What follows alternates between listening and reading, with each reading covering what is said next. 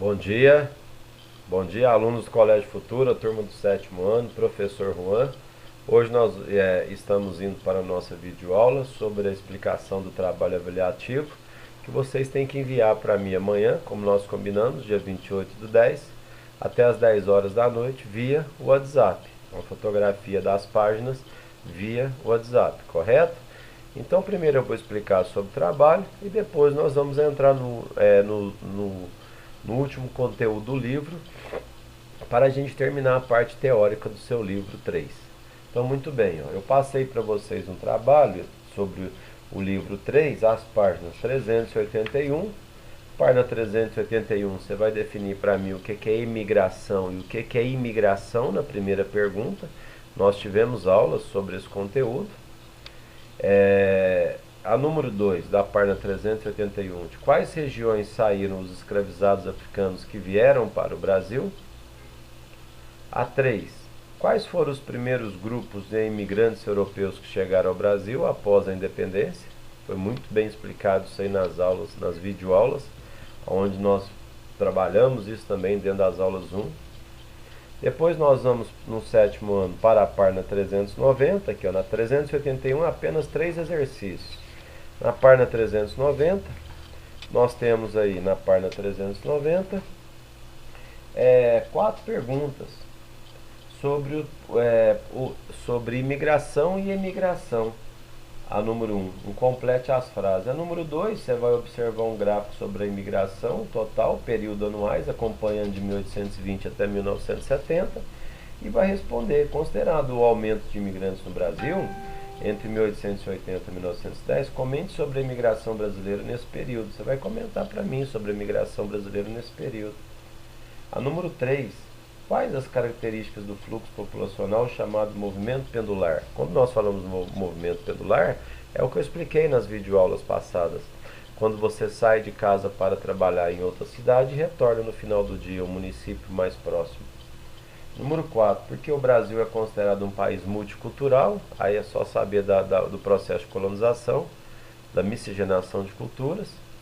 Aí depois vem a página 391, que são mais 5 perguntas. A número 5, comente sobre a contribuição dos afrodescendentes na economia e na cultura do Brasil. Qual a importância que as pessoas negras têm na cultura brasileira e na formação da sociedade brasileira, que é praticamente um todo, né? Porque no Brasil nós todos somos miscigenados, todos nós somos mestiços. E depois vem mais uma pergunta. Ao longo da história, os indígenas no Brasil foram reduzidos a uma fração muito pequena do que havia antes da colonização. Como o Estado brasileiro se organiza com relação aos indígenas na atualidade? Como que o governo brasileiro atual lida com os indígenas? Quando os portugueses chegaram, tinha 5 milhões. Quando os portugueses foram embora, tinha aproximadamente 2 a 3 milhões. Hoje tem menos de 800 mil. Então, o que está acontecendo? A número 2 é complete um quadro sobre os fluxos migratórios. Aí vem a questão 3, novamente, na página 391. O que é migração de retorno? Quando você vai e volta. Aí depois nós vamos para a página 397. Então aí são nem 15 exercícios é o total. A página 397 é a matéria que eu vou trabalhar com vocês hoje, que é sobre a industrialização brasileira, que na 397 é apenas uma pergunta, verdadeiro ou F. A página 401 é sobre as características da primeira revolução industrial, sobre o início do desenvolvimento industrial. Então agora presta atenção em mim na aula de agora, que nós vamos dar continuidade na gravação, para responder só a página 401, que você não vai saber sobre ela. O restante você já teve aula sobre tudo. E agora nós vamos entrar na industrialização brasileira. Vamos explicar primeiro a indústria do Brasil, o geral dela, o surgimento dela, e depois eu vou terminar o seu livro, que é aqui nas últimas unidades. Ó, eu estou na unidade agora, nós vamos entrar na videoaula na unidade 3 e na unidade 4. E vai ficar alguns exercícios para nós fazermos dentro da aula do Zoom. Então, muito bem, vou colocar o slide para vocês.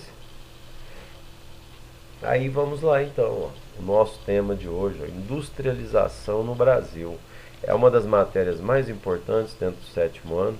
É uma matéria que tem que ter muita atenção. Primeiro nós vamos falar um pouquinho da indústria cotidiana, a produção de bens e a atividade industrial no Brasil.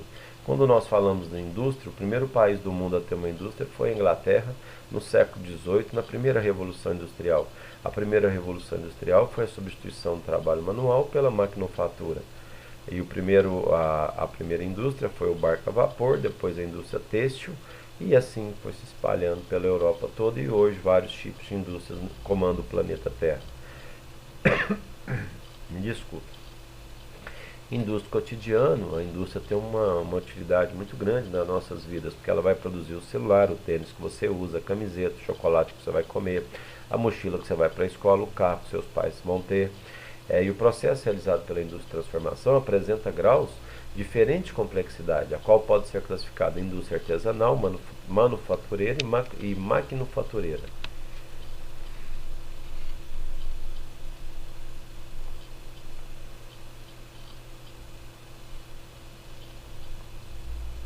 Aí eu tenho a indústria aqui, né, indústria de cotidiano.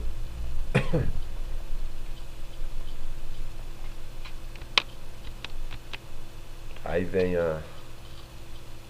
Pulou um slide aqui. A indústria no Brasil, né? A indústria no Brasil aí, quando nós falamos no Brasil, processo industrial brasileiro, nós vamos ter o início da indústria no Brasil a partir de 1930, quando Getúlio Vargas chega ao poder, a partir do momento que entra em extinção no Brasil a República Velha, de 1889 a 1930, que era o café com leite. São Paulo produzia o café, Minas Gerais o leite. E os dois estados brigavam pela hegemonia mundial. Com a Grande Depressão do século XX, 1929, a quebra da Bolsa de Valores, automaticamente não tinha para quem o Brasil vender o café no estado de São Paulo, que era o maior exportador nosso, era os Estados Unidos. Automaticamente, o investimento dos fazendeiros no estado de São Paulo durante 41 anos, de 1889 a 1930, ficaram ganhando muito dinheiro e investiram na região sudeste, onde eu tenho a região sudeste com o maior parque industrial brasileiro.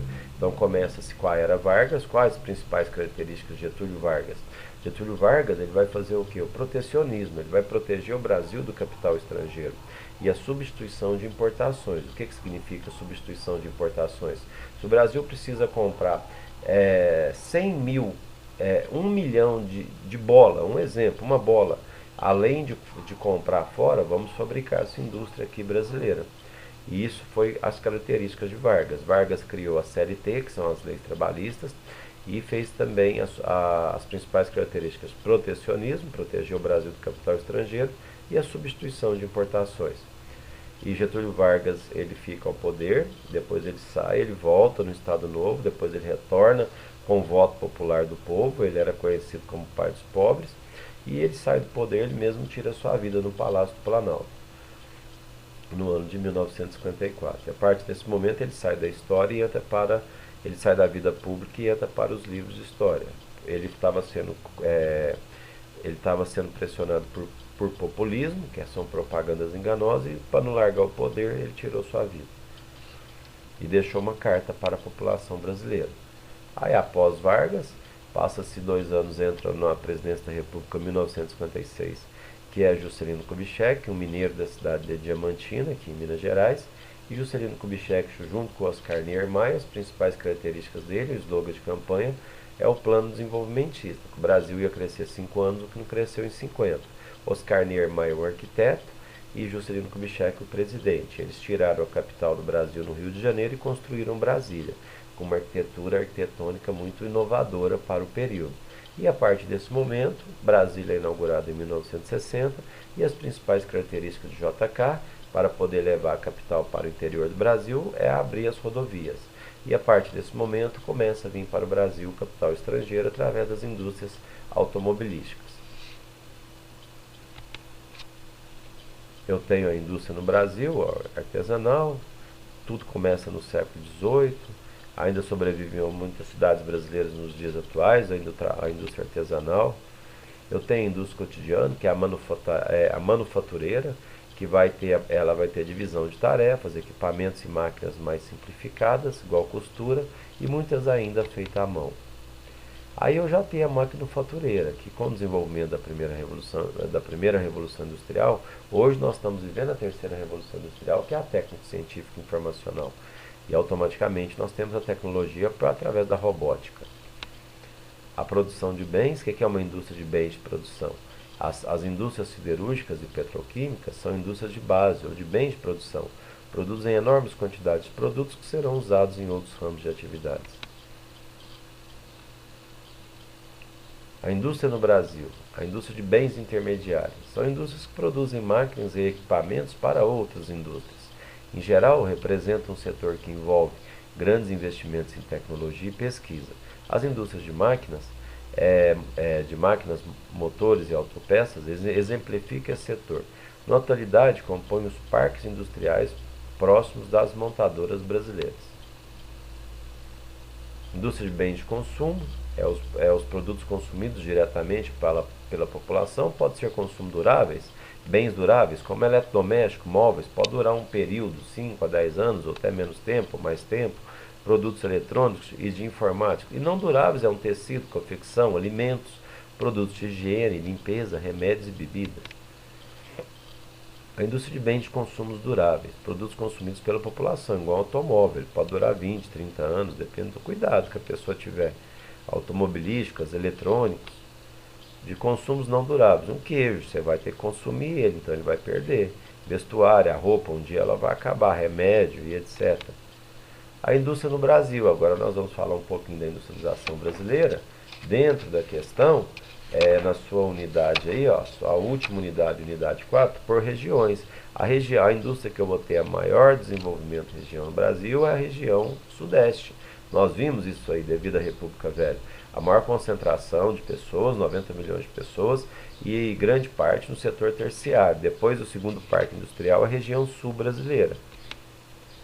A atividade industrial no Brasil, os fatores econômicos, a partir do meados do século XVIII, com a atividade mineradora. Após a independência, começa o desenvolvimento da atividade cafeeira de 1889.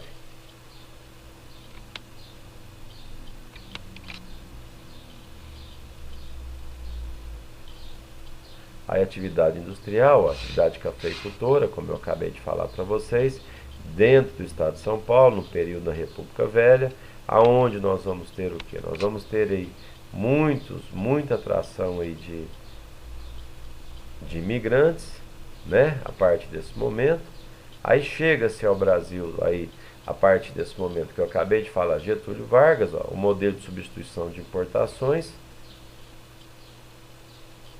Deixa eu ver aqui onde está o slide. Tem um probleminha aqui nele. Aí chega o modelo, ó, no Brasil, a indústria cafeicultora no estado de São Paulo. A partir desse momento eu tenho aí os fatores históricos e econômicos, que é a atividade industrial no Brasil, aonde Getúlio Vargas chega ao poder com o tema protecionismo, substituição de importações. Quais as indústrias criadas por Getúlio Vargas? A CSN, Siderurgia, Petrobras, CVRD, Extrativismo Mineral. Aí vem o governo JK, aí vem o Plano Metas, Estados desenvolvimentistas, investimentos estatais em energia e infraestruturas, abertura ao capital externo, que é o capital estrangeiro, indústrias estrangeiras atraídas pelos incentivos fiscais e chegada das indústrias automobilísticas em Brasília e a construção de Brasília. Aí vem o milagre brasileiro. O que foi o milagre brasileiro? Durante a ditadura militar de 1964 a 84, acreditou que o Brasil estava crescendo muito. Isso foi um milagre. Um milagre porque a população ficou pagando 10, 20 anos depois em juros esse crescimento que nós tivemos. Foi uma década perdida, falência de empresas, desempregos em 1980 no Brasil. E aqui nós chegamos ao final aí do seu livro, ao final da industrialização brasileira. E agora, né, a indústria no Brasil aí pós 1990, vem estabilidade econômica, abertura ao capital externo, privatização e redução do Estado, crescimento econômico, retorno ao Estado desenvolvimentista nos governos Lula e Dilma e processo de isenção fiscal. E atividade industrial no Brasil por região, de 1990 em diante. Aí eu vou ter norte, ó, nordeste ao sudeste, a maior desenvolvimento industrial, e centro-oeste. E o sul, ó, o sul também vem acompanhando com a segunda maior parque industrial brasileiro. Então, muito bem, sétimo ano. Aguardo vocês daqui a pouco no aplicativo Zoom. Muito obrigado e até logo.